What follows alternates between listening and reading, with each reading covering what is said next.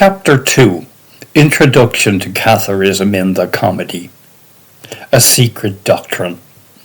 There's one way to know the thoughts of Dante, to read his work, and to read it attentively, holding tightly to his words. It is true that he himself wrote that his poems should be understood in 4 literary senses: literal, allegorical, moral, and anagogical. And it is true that many times he urges the reader to seek out the doctrine that lies hidden under the veil of the strange verses. But I doubt that he wanted to authorize us to take acrobatic flights of fantasy that in this century have been accomplished, either to present it as Templar, alchemical, Pythagorean, Hermetic, Kabbalist, or even that it doesn't belong to him. Let's stick to the words of Dante. As it is, there is much to discover. Also, the doctrine that is hidden, the secret doctrine. In the book The Secret Language of Dante and the Faithful of Love, Luigi Valli, analyzing the verses of Dante and the other poets, located a common jargon in which, for example, love indicated their sect and their doctrine, ladies the adepts, that is, the faithful of love. In this secret language, the expressions that refer to the Church of Rome are all negative: death, stone, chill, jealousy. Thunder means menace or act of violence or excommunication by the or against the sect.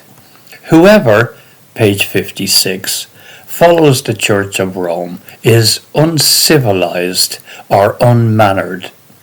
Opposed to him is the person who is courtly and carefree. About the faithful of love, Valli wrote that they were clearly against the corrupt Church of Rome, and their poetry arises in the Ghibelline and anti-papal environment, that perhaps they were faithful to some more radical doctrine than that of Peter. All except one, Dante Alighieri, in whom a sovereign heart resounded. The church was corrupt, but truth resides in it.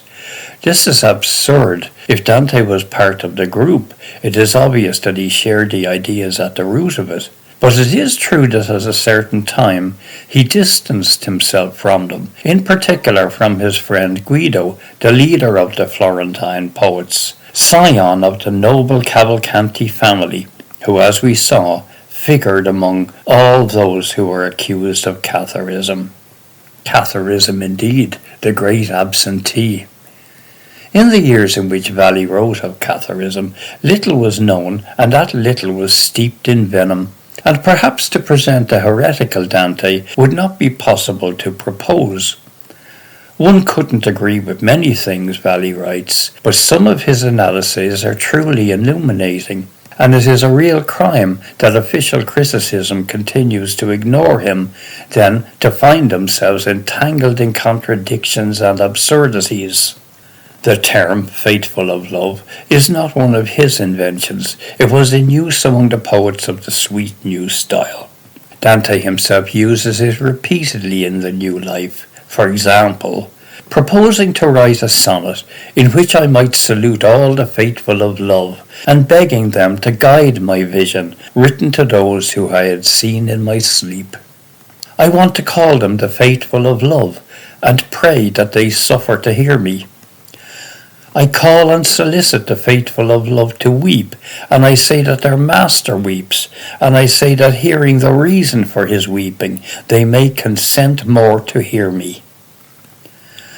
The faithful of love were poets, in whose verses, as a clear result of these Dantean citations, contained messages, taking positions upon which they were confronted, exactly that which took place with the troubadours. What did they want to speak about? Certainly not of their pangs of love or their chivalrous adventures. Very high indeed was the issue, page 57, at stake. The poems expressed a thinking, it will be enough to read The Banquet to be convinced of it, that touched on all aspects of social and cultural life back then, of scientific and philosophical questions, of political matters, that also included the role of the church in society, to technical, spiritual, and, not least, literary discourse. Love, as it was already for the troubadours, was only a metaphor to allude to something else. If it's true that the poets of the sweet new style used a secret language, one must ask oneself to hide what? In the comedy, the expression faithful of love never appears, but Dante states unequivocally that there is a secret doctrine. O you who have healthy intellects, look at the doctrine that hides itself under the veil of the strange verses. Inferno 9, 61-63. Official criticism limits this exhortation to the episode in which the triplet is inserted, the arrival of the heavenly messenger who opens the door of the city of Dis, or to just one aspect of it. These suppositions are not acceptable, for the simple fact that to reveal the arcane nature of such an episode, he would never have used the word doctrine. Doctrine is a specific word that Dante uses few times in the comedy, always and only in the context of theology, and always intended as a lesson, a complex of principles. Doctrine is that of the church, that of Dominic, that of Bernard, that of evangelizing. To transmit a doctrine is in reality the main objective of all Dante's work. In the banquet, he writes as previously in the very first pages, "Move me desire of doctrine to give that which others cannot dare." And the comedy comes from him also defined doctrinal work. We proceed with the analysis of this famous triplet. The doctrine is hidden.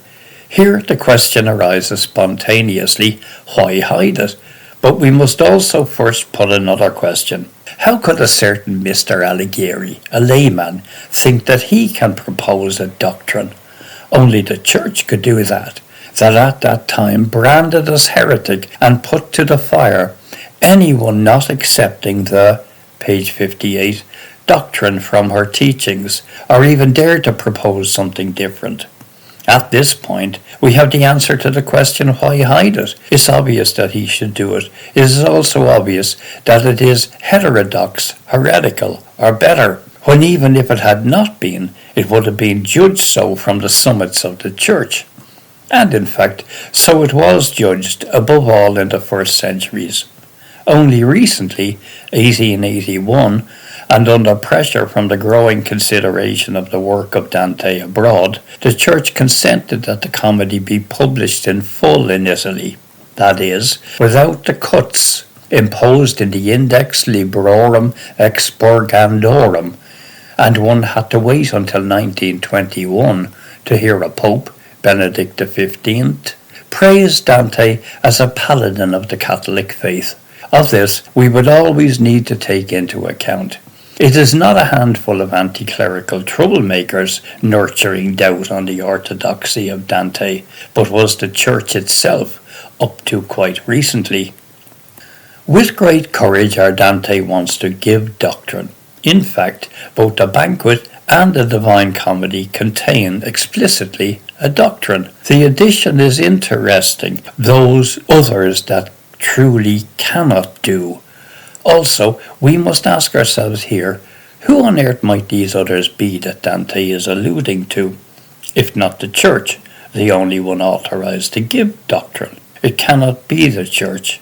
But then, why does Dante say cannot give it? This is another of the infinite threads that lead to Catharism. If on the one hand it's true, given the times, such a doctrine needed to be well hidden, on the other it is also true that the objective was to make it known. The sole fact of using the common language from the time of the troubadours, a will to leave the circle of the few literate, that is to say those who could read and write in Latin. The use of the vernacular, a real and proper revolution, opened to a very large public. Also, the Divine Comedy will be addressed to everyone, and above all to posterity, to those who this time will call ancient, and to the healthy intellects. Now, if Dante wanted to be understood, and it is obvious that he should write in a simple manner, in fact, the Divine Comedy is simple. What often makes it difficult are the comments of the critics. It is said that in Tuscany there were farmers at a clearly illiterate time, page 59, who knew the entire comedy from memory. I don't know if this is true, but if this was the case, I am sure that they understood it in significant depth. What did Dante mean by healthy intellects? Certainly not the scholars. Rather, the ordinary people that had pure and open hearts and were walking a spiritual path. The intellect, in fact, is not reason, nor the faculty of discernment and argument. It is something else altogether. Intellect and reason are not the same. To have been thought so has created a serious misunderstanding. Intellectual and intuitive knowledge is a clear grasp, true, absolute, while reason proceeds from deduction and demonstration. Dante uses the word intellect several times in the Divine Comedy, starting when he had just crossed the door of hell, describing the damned as the sorrowful people who had lost the good of the intellect. With that, he doesn't want to say that they had lost the capacity to reason, yet this is precisely what is meant today, and when the now proverbial Dantean phrase is used. The good of the intellect is God. It is with the intellect that Dante comes to see God, not with reason, about which he says in fact, "Insane is he who hopes that our reason can traverse the illimitable way which contains one substance in three persons." Purgatory 3, 34-36. Of reason he could say that it has short wings, an expression that would never be used of the intellect, which can be clouded, clumsy, bent, but certainly does not have clipped wings, given that its nature is to fly high, ultimately towards God. They are all expressions used more and more by Dante. So when the readers are addressed that they might have healthy intellects, he means to direct them to be able to grasp beneath the veil, between the lines, a spiritual message, not a rational discourse. In the Velame triplet, there is also another word that is generally misunderstood: strange. The critics, wanting to limit the import of this exhortation to a single episode, annotate a word that has no need for it. There, strange is forced to mean that, page 60, narrate extraordinary events or similar things. Dante is much, much simpler. Strange means strange, in the sense that we still use this adjective today. What does it mean to hide a message under strange verses? Leo Strauss explains it in an essay that has a very explicit title, Scripture and Persecution. Strauss, who was not speaking of Dante, but was making a general speech that applied later to the works of Maimonides and Spinoza, maintains that every persecution impacts on literature, inasmuch as all those writers press forward to develop a particular literary technique, in which the truth about these crucial questions appears between the lines. The technique is this: it is about expressing orthodox thoughts in an explicit manner, and even repeatedly reserving personal thoughts, heterodox, secondary spaces, marked nevertheless by contradictions, errors, oversights, atypical digressions, excessive or inexact repetitions, ambiguous expressions, logical leaps, in short, everything that could be called strange verses, and that happens often in the comedy. I believe that I have given, in the example of this triplet, of what I mean by holding to Dante's words. Strange means strange. Intellect should not be confused with reason. Doctrine is a word that exclusively belongs in the religious sphere, and if it goes beyond that, there should be a very good reason for doing it.